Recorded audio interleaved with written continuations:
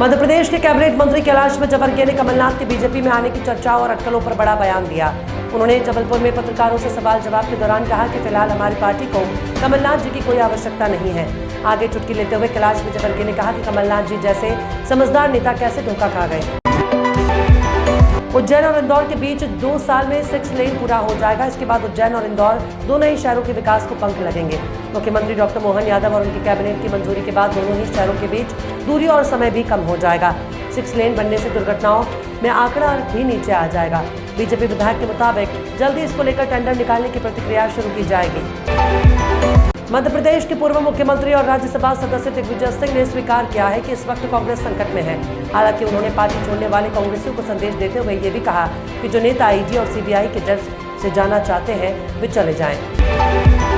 मध्य प्रदेश की मोहन यादव सरकार ने एक बार फिर से कर्ज लिया है। इस बार प्रदेश सरकार ने 5000 करोड़ का कर्ज लिया है। ये कर्ज 3 हिस्सों में लिया गया है।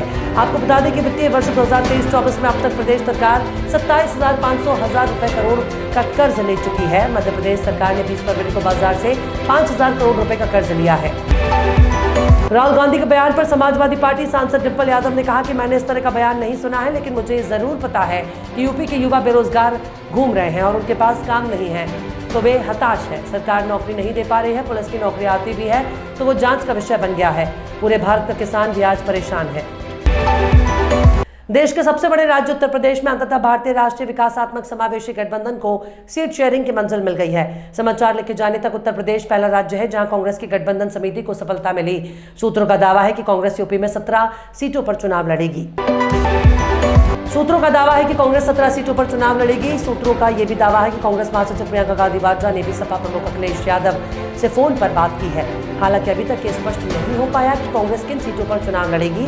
सपा कांग्रेस के गठबंधन में प्रियंका गांधी का अहम रोल माना जा रहा है। नोएडा और ग्रेटर नोएडा में अपनी मांगों को लेकर लगातार प्रदर्शन कर रहे किसान 23 फरवरी को दिल्ली कूच की तैयारी कर रहे हैं। इन किसानों को अब कई अन्य संगठन का समर्थन मिलता दिखाई दे रहा है। बुधवार को भारतीय किसान यूनियन ग्रेटर नोएडा के परी चौक से लेकर सूरजपुर कलेक्ट्रेट तक ट्रैक्टर मार्च निकालेगा। दिल्ली में आम आदमी पार्टी और कांग्रेस का गठबंधन टूटने की कगार पर पहुंच गया। सूत्रों के मुताबिक कांग्रेस दिल्ली में 4 लोकसभा सीटें मांग रही है।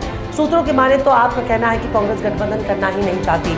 बीते दिनों में आम आदमी पार्टी ने दिल्ली में कांग्रेस को 1 सीट देने की बात कही थी। इसको लेकर कांग्रेस ने भी प्रतिक्रिया दी थी और बीजेपी ने तंज किया था। इससे पहले मंगलवार 20 फरवरी को आम आदमी पार्टी के राष्ट्रीय संयोजक और दिल्ली के मुख्यमंत्री अरविंद केजरीवाल ने कहा था, लोकसभा चुनाव को लेकर राष्ट्रीय राजधानी में गठबंधन के लिए कांग्रेस के साथ बातचीत अंतिम चरण में है और जल्द ही गठबंधन की घोषणा की जाएगी।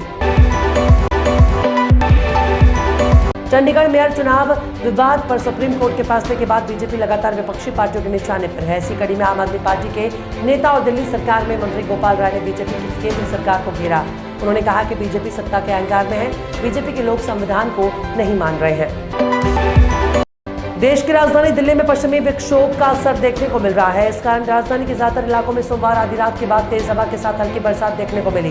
दरअसल उत्तर भारत में इन दिनों एक पश्चिमी विक्षोभ एक एक्टिव है। इसके प्रभाव से ऊंचाई वाले पहाड़ी क्षेत्रों में बर्फबारी और मैदानी इलाकों में बूंदाबांदी देखने को मिल रही है। देश की इकोनॉमी तेज रफ्तार से आगे बढ़ रही है। संतुलित महंगाई, ब्याज दरों में स्थिरता और औद्योगिक उत्पादन के बढ़ते आंकड़े इसकी गवाही दे रहे हैं। ऐसे में देश का नौकरी पेशा वर्ग भी उम्मीद लगाए बैठा है कि उससे भी इस स्थितियों का लाभ मिलेगा। साल 2024 में नौकरी करने वालों को खुशखबरी मिल सकती है। सीतारामम फेम एक्ट्रेस मृणाल ठाकुर ने अपने पापा के साथ मिलकर 2 नए फ्लैट्स खरीदे हैं। रिपोर्ट्स है कि ये दोनों फ्लैट्स कंगना रनौत की फैमिली से मृणाल ने खरीदे। फ्लैट्स की कीमत तकरीबन 10 करोड़ बताई जा रही है और ये फ्लैट्स मुंबई के अंधेरी वेस्ट में स्थित हैं। राजकोट टेस्ट में विशाल हार के बाद इंग्लैंड के कप्तान बेन स्टोक्स ने अगले मैच यानी चौथे टेस्ट से गेंदबाजी करने की ओर इशारा किया था। बुधवार 21 फरवरी को वो रांची में गेंदबाजी अभ्यास करते भी नजर आए।